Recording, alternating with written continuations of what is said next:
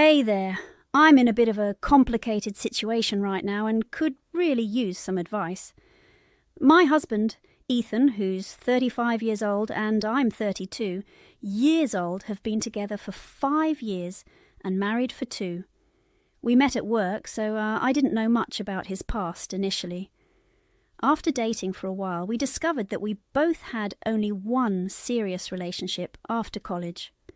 My ex and I were together for 4 years, 3 during college and 1 afterward. We broke up due to personal differences and lost touch, and it had been almost 5 years since the breakup when I met Ethan. Ethan, on the other hand, was still in touch with his ex when we started dating. They were actually pretty good friends. Let's call his ex Samantha. She was his high school sweetheart, and they were together from the age of 16 through college. They had been broken up for 5 years when he met me. Ethan explained that they parted ways because Samantha wanted to advance her career, which required moving to Australia, and he wasn't up for a long-distance relationship. They tried to make it work for a few months, but eventually agreed to go their separate ways. They stayed friends because they were part of the same social circle, which I was fine with until I met his group of friends for the first time. After almost 9 months of dating, we went to a dinner on New Year's Eve where Ethan introduced me to his friends, and Samantha was there too. This surprised me because I wasn't prepared to meet her.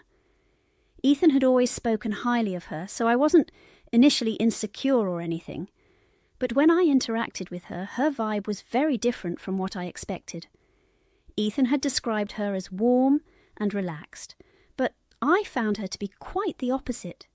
She made some cutting remarks about me in front of everyone, and they all laughed it off, saying that's just her sense of humour, but I didn't like it at all. For instance, she commented that I looked different in person compared to my pictures and joked that she wasn't sure I was Ethan's type since he usually preferred tall blondes, which I am not. Everyone laughed, thinking she was just joking.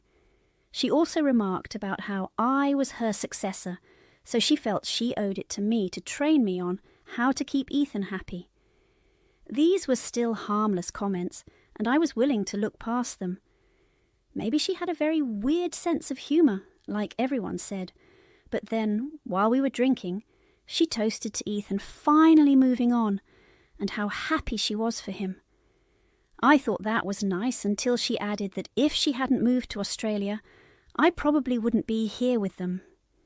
Nobody laughed at that, thankfully, because it was awkward.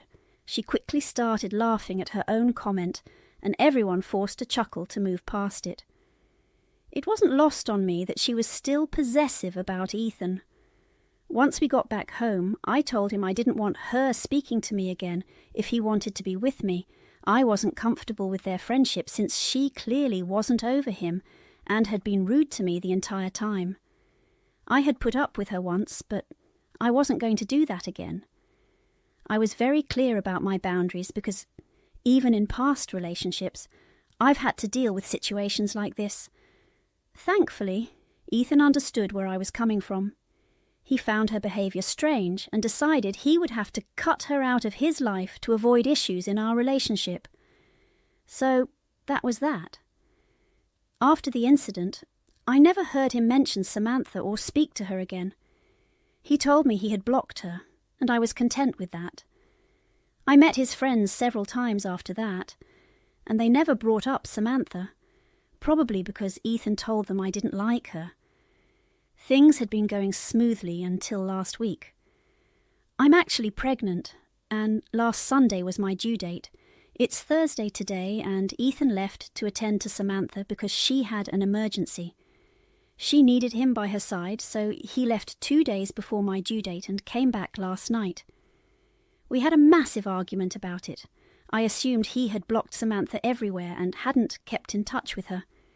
He told me he had done those things, but she used a different number to contact him and was desperate.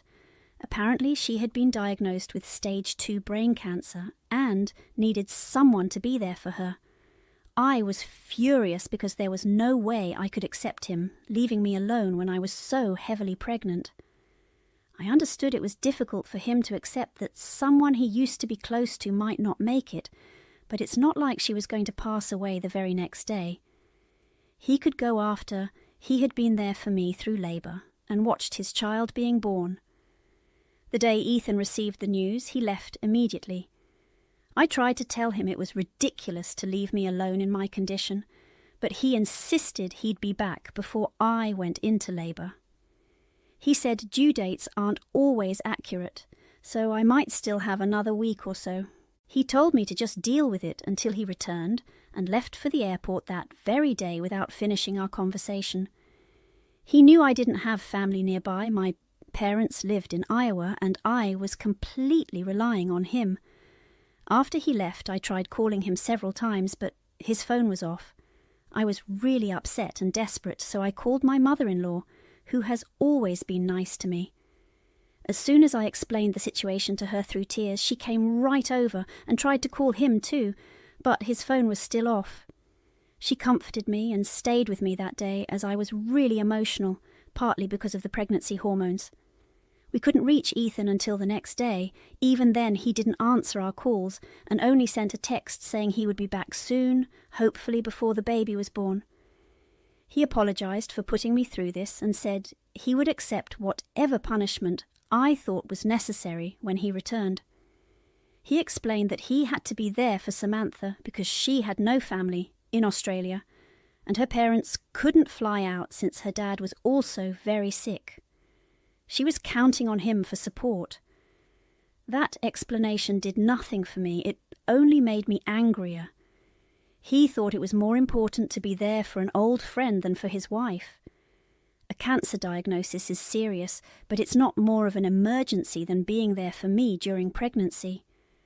What could he do for Samantha that would instantly make her better? He should have stayed with me. My mother-in-law agreed, and when he sent me that message, she bluntly asked if I wanted to leave him. I didn't think much before saying yes. She spoke to her lawyer and had him draft divorce papers and an agreement to terminate Ethan's parental rights. She told me if Ethan returned before the due date, I could decide whether to file for divorce or talk to him first. But if he didn't make it back in time, the decision was clear. She had raised Ethan alone and understood the situation well, promising me I wouldn't go through what she did. She assured me Ethan would pay child support, unlike his father, who had abandoned them. She supported me throughout the week. Neither of us contacted Ethan, and on Monday, I went into labour. My mother-in-law tried calling him to let him know, but he didn't pick up. She decided not to text him because it felt pointless. My parents had flown in the day before, which was a relief, and they were all there for me. Even with their support, I felt Ethan's absence keenly. I made up my mind that I couldn't continue seeing him the same way, no matter what happened when he returned. So I filled out the paperwork for the divorce and told the lawyer to file it as soon as possible. I did this just 3 hours after giving birth, barely able to lift the pen. My mother-in-law told me that to be happy and a good mother, I needed to take care of myself first. I couldn't stay with a man who clearly prioritized his obligations to Samantha over me. After I gave birth to our daughter, I didn't even call him. My mother-in-law, my parents, and I were staying at home together. My parents are supposed to leave tomorrow, so it'll just be me and my mother-in-law. I told everyone about my decision to leave him because he hadn't even tried to get back in touch, despite promising he'd be back before the due date. He just spent a week with Samantha. Last night he came home late. When I opened the door, he hugged me, but I pushed him away and told him I wanted nothing to do with him. My mother-in-law heard the doorbell and came in with the papers, throwing them at her son. She told him to leave immediately, saying she didn't care where he spent the night, but that I needed peace and quiet after giving birth. She also informed him that I had already filled out the divorce paperwork and needed him to terminate his parental rights. Ethan was shocked and couldn't speak for a few minutes. I decided to leave the room because my mother-in-law was right. I needed time to recover. As I left, I heard them arguing, but I stayed out of it, focusing on my daughter. A few minutes later, Ethan started calling my name, demanding to see his daughter, claiming I owed him that much. That rubbed me the wrong way, so I put my daughter in her crib and confronted him. I told him I owed him nothing. He had chosen not to be there for me or our child, leaving me alone at such a crucial time. Ethan tried to apologize, saying he only left because Samantha had begged him, claiming she was on her deathbed.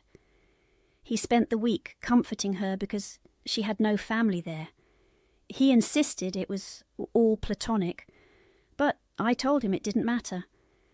I asked him to leave and said we could discuss things later in the morning. He left with tears in his eyes, but tried to talk to me one last time, which I refused. The next morning, Ethan showed up again, pleading and crying. My mother-in-law took the baby out so she wouldn't hear the commotion. Ethan kept insisting that he only went to Samantha because she had no one else, and he wanted to be there for her. He argued that divorcing him and terminating his parental rights was too harsh, begging me to reconsider or he'd have to fight for custody. He acknowledged it was unlikely he'd get custody, especially since he wasn't even there for the birth, but he still wanted a chance to be a father. Eventually he left, asking me to think it over. Now, I'm not sure what to do. This is a huge decision that affects our lives, and I want to be sure before moving forward. Am I the arsehole for divorcing my husband and telling him to terminate his parental rights because he missed our child's birth to be with his ex, who claimed to be on her deathbed? Update 1. I've decided to go through with the divorce, but I'm still unsure about full custody. It's been 4 days since my last post, and Ethan has shown up at the house every day to apologize and beg for forgiveness. Each day it gets harder to turn him away, but I know I have to. Thankfully, my mother-in-law has been with me, helping take care of the baby. My parents had to fly back home 2 days after I gave birth, and she kindly moved in with me to offer long-term support. I've told her that even if I decide against giving Ethan full or partial custody, she will always have the right to see her granddaughter any time she wants. I've even asked her opinion on the custody situation, but she left the decision up to me, trusting that I'll make the right choice for both of us, just as I did with the divorce. I'm still struggling to decide, especially since Ethan keeps showing up, making me feel like forgiving him and taking him back. But I know I can't do that, especially after everything that's happened. Samantha has always been a sensitive issue for me, and Ethan didn't consider my feelings even when I was pregnant with his child. Honestly, I don't even know if Ethan and Samantha have been in touch, or if there was something more between them over the past few months. I just can't trust anything he says anymore. His apologies have been the same every time, claiming nothing happened and it was all platonic. He insists he was just there to take care of Samantha because she claimed to be on her deathbed, but every time I have to tell him it doesn't matter anymore because my mind is made up. I am going to leave him. It's sad, but that's how it is. Update 2. Hi, a few days ago I posted an update saying I had decided to go through with the divorce but still hadn't made up my mind about full custody. Now, I think I know what to do. For almost 5 days, Ethan showed up daily, apologizing and trying to get me to take him back. Then he suddenly stopped coming around. I found it strange, but also a relief, thinking I could finally think clearly without his presence. Unfortunately, that's not possible anymore. After Ethan stopped showing up, I started getting texts from other people, criticizing me for my decision. His friends, not just the usual group, but everyone who went to school or college with him, began bombarding me with messages. It felt like he had set up a template for them to send, almost like a petition against my actions.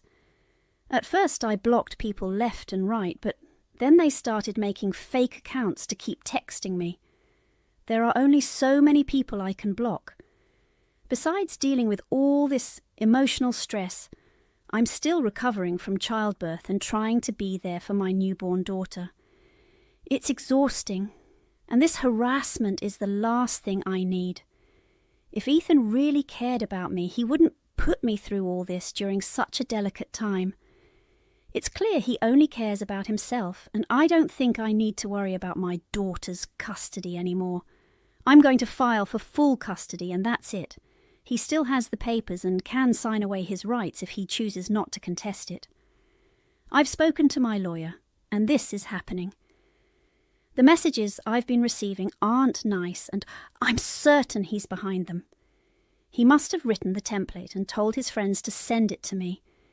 It reflects his true feelings, and if this is what he thinks of me, there's no point in being together.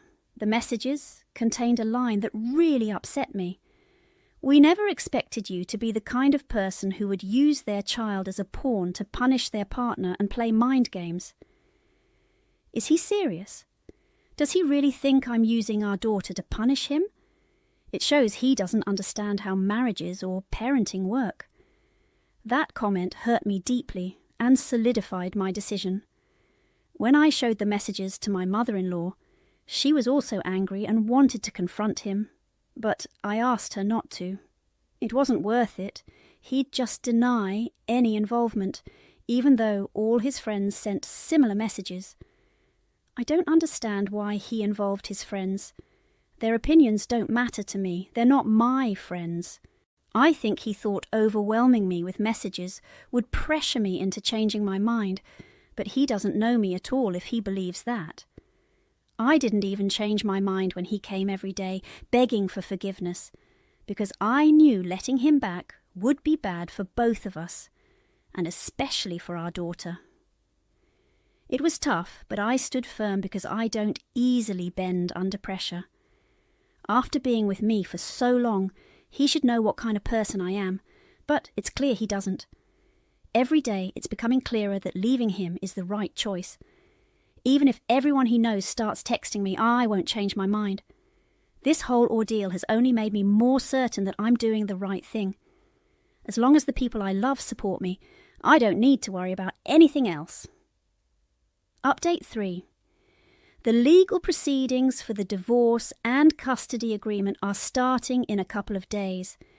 Ethan has decided not to contest the divorce, but is asking for at least partial custody of our daughter. We'll see how that works out.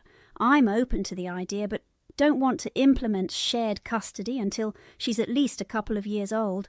I'm very happy with my decision now that it's all happening. It's hitting me how real this is, and I thought I'd be scared, but I've never felt more sure of anything. A message from Samantha yesterday also clarified some things. She said she didn't want to be a homewrecker, but needed someone by her side, and Ethan was the only person she could think of since her parents couldn't be there.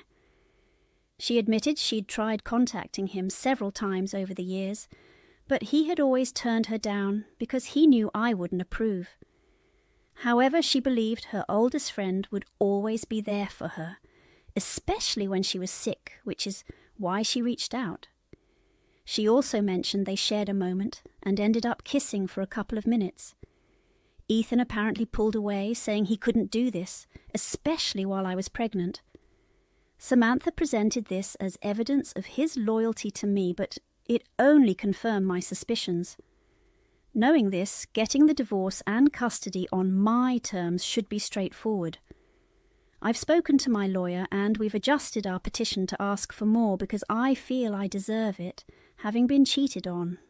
I'm feeling very confident about what I'm doing and believe things will work out. I'll keep you updated on what's happening. Thank you so